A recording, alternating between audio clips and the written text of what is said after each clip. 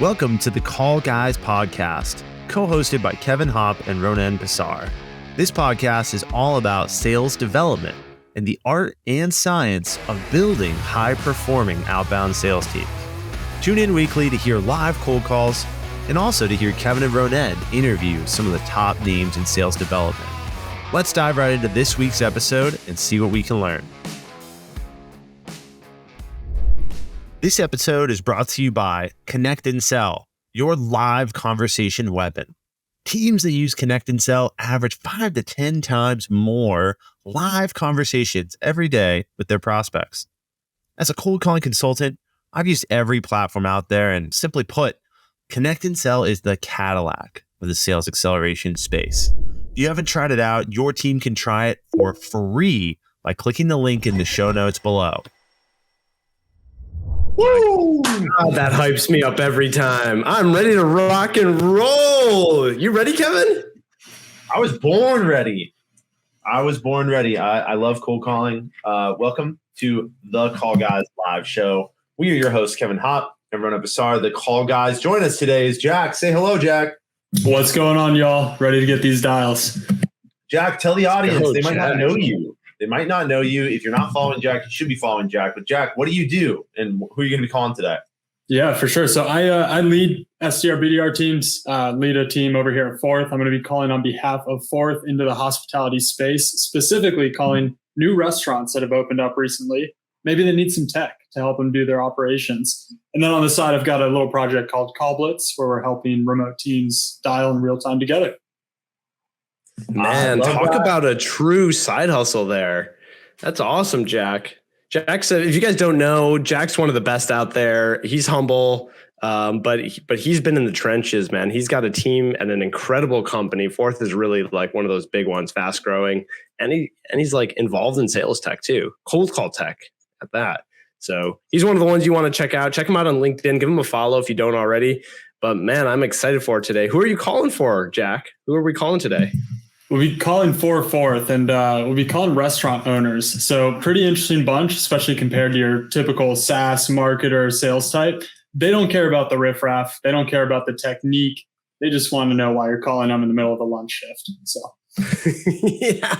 And for those of you tuning in, let us know where you're joining us from in the comments. We're actually going to be doing a giveaway this week. So in addition to our typical stuff that you'll get to see, which is our live cold calling and coaching and feedback and hearing us all go, we're giving away a seat to our next cold calling boot camp, valued at $300. So the way to, get involved in winning that is in the comments, just tag the Call Guys. So if you just tag the Call Guys, what I'm going to do is take all those tags at the end of the show, stick them into a randomizer, and someone will win. And so I'll find you on LinkedIn. So tell us where you're from in the chat, and feel free to tag the Call Guys. I'll mention that a few more times throughout the show to see if we get anyone else. But man, I'm excited for today. Should we get into it? Before we get started, let's give a big shout out to our sponsor, Connect and Sell. If you haven't seen Connect and Sell, you're going to see a little bit of it today.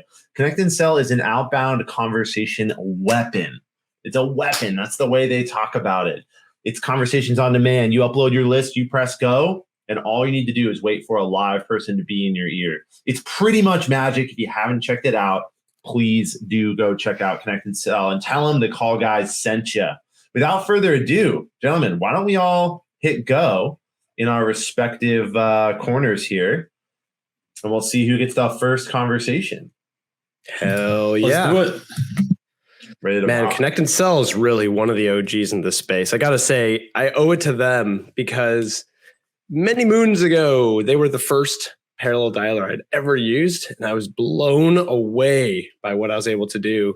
Took a lowly team of like 7-8 SDRs and transformed us into what felt like a team of 100.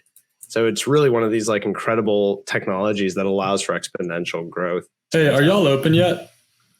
Okay. Yeah. When did y'all open up? Okay. Well, I thought you had a new expansion recently, a new location. Oh, wow. Okay. Awesome. What's your role over there? Do you handle kind of like the software evaluation for back of house software? Okay. Who's the best person to get in touch with? I mean, I'm sure setting up a new location, you're going to be looking at, software to help run the operations. Do you have a name of someone who might be the best person to reach out to? Okay. All right. Well, thank you so much, and congrats on the new opening. All right. I think this is one of those where you have to prep your call list. This was some what kind happened? of ticket sales group. I'm supposed to be calling new restaurants opening up. So it looks like a ticketing agency. So kind of lost them right there in the beginning with a new location. They're like, yeah, we actually did, but we don't have back of house software. So prep your lists, make sure your data is clean, and you're going to be way more effective. That's true. That's one of the things Kevin and I tell people all the time. We actually just got a new list. So I'm excited about it too. But yeah, you got to get into it. Also, I mean, one of the tactics to using a dialer or a weapon like Connect and Sell is to use the dispositions to help you do that also as you call through your lists. So having smart dispositions, it's one of the easiest low-hanging fruit to save your sales ops or rev ops team a ton of time by just automatically tagging contacts with the right call disposition. And then you can create really basic automation, like nothing super complex in Outreach or SalesLoft or whatever SEP you use, that'll take that from Connect and Sell and then feed it to the right sequence, the right cadence, or update a status. I used to do that all the time. I had this one where it would be like wrong number. It would remove the phone number.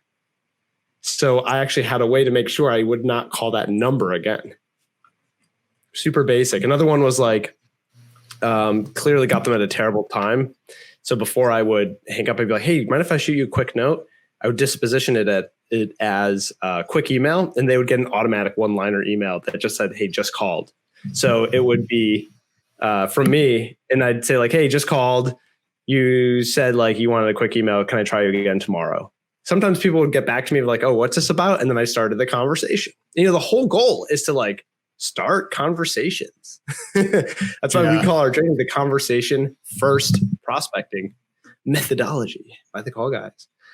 That's the whole goal. It's good. Do we have patent pending on that? Trademark pending? We should. Yeah, totally. Sure. Yeah. Mm-hmm. I did look into it. It's an oddly lengthy process and oddly unnecessary. I think they do that so people won't do it left, right, and sideways, right? Like they want to make it worthwhile. Hey, is this Jasmine? Hey, Jasmine. Congrats on the new location. I saw some plans for it. Did y'all end up opening up or not yet? Okay. When is the plan to break ground, or have you already started that process? Okay, very cool. That'll be fun. You could do some like July 4th themed donuts. Hey, curious because I've got you. I know you're wondering who I am. I'm calling with a company called Fourth Hot Schedules. Does that name ring a bell? Okay, cool. We actually do scheduling, we do hiring and talent management. We do all this boring software stuff. Have you done any software evaluation or not yet? Okay. So are you going in under a franchise or your own LLC? Cool. Okay. And what do they like? You said you're already going with people. Who are those people? What are those vendors? Okay, cool. That's nice. They'll be able to set you up and you'll be able to go in with their existing contracts, I'm assuming. Okay. Keeps it easy for you. Lets you focus on making great donuts. Awesome. Well, hey, I'm going to drop you an email later, but it sounds like you're probably not the right person to talk to. It sounds like I need to go up the chain a little bit for whoever handles those software decisions. Awesome. Well, hey, good luck with the opening. Thanks for letting me reach out. Appreciate you. All right. Good little conversation. What happened there? Yeah. So I actually got to the right person, but their software is managed by kind of this hospitality group that sits over a bunch of different restaurants. So not the decision maker. She did give me intel that they like what they're using. They already have a system, but that's okay because now we can go up the chain and start asking questions. And Ronan, to your earlier point, the goal is to get into conversations. That's it. You're not going to hit a grand slam every time you're on the phone. No. And if you can increase your at-bats by making more dials or having a reason to come back to someone, the more you can increase the conversations, the better your results will be. This isn't rocket science here. We're not performing brain surgery. Like there is always an element of numbers to sales. Now, the better you get at it, the less of a weighty variable that becomes less weighty to like impacting your results. The numbers game becomes early in your career. It's like, just go hard, try to hit the phones as hard as you can, because that'll be the biggest thing to grow. At least that was my experience. I think having a weapon like Connect and Sell makes all the difference too. 11 dials, 2 combos. I mean, come on. That's like a 50% combo rate. Small sample size, but we'll keep going. I'm at 12 dials, 1 conversation. While you were on, I connected with some dude, and he interrupted my opener with, "Oh, sorry, you know what? I'm on a team call right now. Can you try me again later?" So Kevin and I fiercely disagree on this one. So I tried him with what I typically go with, which is like, "Oh yeah, sure. When's a better time?" And he goes, "Just later." I'm on a call. Now that is 1 point for Kevin's argument, which is when they're not mentally there, they thought it was like their kid's school. They thought it was a callback. They thought it was a client. You're not going to get them. So when they hit you with that, like, I'm really not available, when it's legit, Kevin's bid is like, just walk away from it. Our friend Colin Mitchell does the same thing. He's like takes the approach of just walk away from it. I always go for that extra push in case they go, "What's this about? Who is this?" That's why I always say like, "Oh yeah, when do you want me to try you?" All guys, how you doing today? Live Connect. Let's go, baby.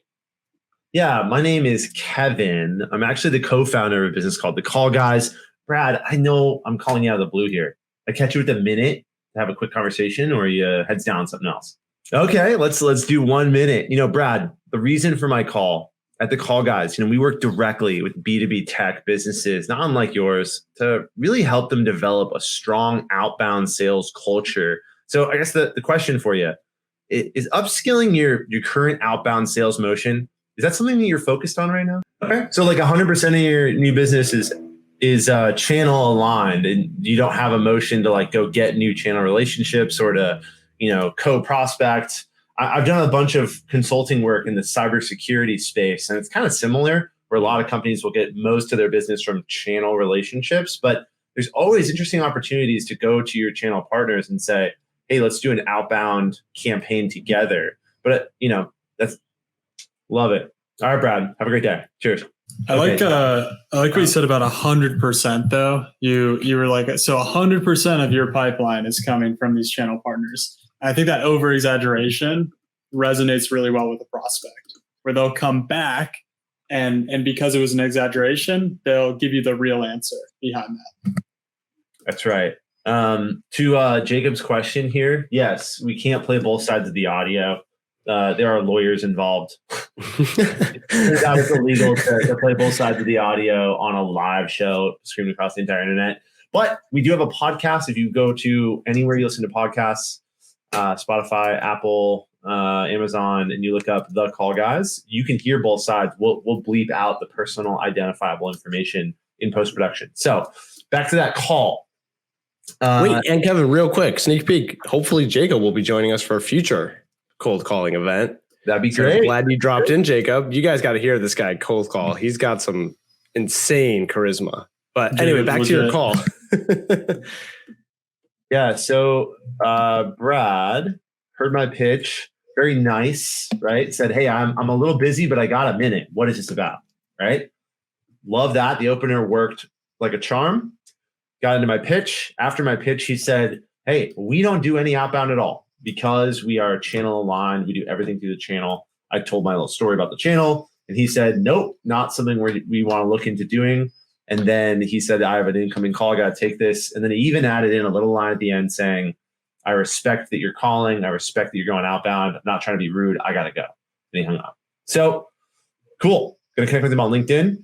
We'll see if maybe one day down the line there could be an opportunity, but definitely not going to be a fit right now. Hi, are y'all open yet? Oh, okay. No, you're good. When will you be open? I just met with the new location. I thought I saw some news about a new location. Yeah, I think there's one set for later this year. Okay. Are you going to work at that location, or do you only work at this one? Okay. Do you know who's in charge of kind of managing the back of house software and all that kind of crazy stuff? Best time to call back. I know y'all are too busy for messages. Okay. All right. Sounds good. Thank you so much. All right. nothing doing. But I think knowing your audience, like I know that a restaurant owner is not going to go through voicemails and have time to call me back. So it's more about me being aware and calling back and following through. I think following through is the key. I love that because there are so many, one of the things about cold callers is it tends to be someone who's a little earlier in their career and they have what I would call like, rose colored glasses. They believe everything that prospects tell them every time. When a prospect says, "Oh yeah, send something over, I'll take a look at it and I'll get back to you," they go, "Oh yeah, awesome, cool, all right, send an email, bye." Yeah. What do we know? What always happens, right? You learn pretty quick that they don't apply. Yeah. I think the lesson there is people want to be nice. So they think by telling you things you want to hear, that's nice. But if you can pattern interrupt and be like, "Hey, you're probably trying to be nice. Thank you." But most people tell me X, Y, Z and they don't actually do that. Am I a waste of time? Whatever. You can spin it that way. Yeah.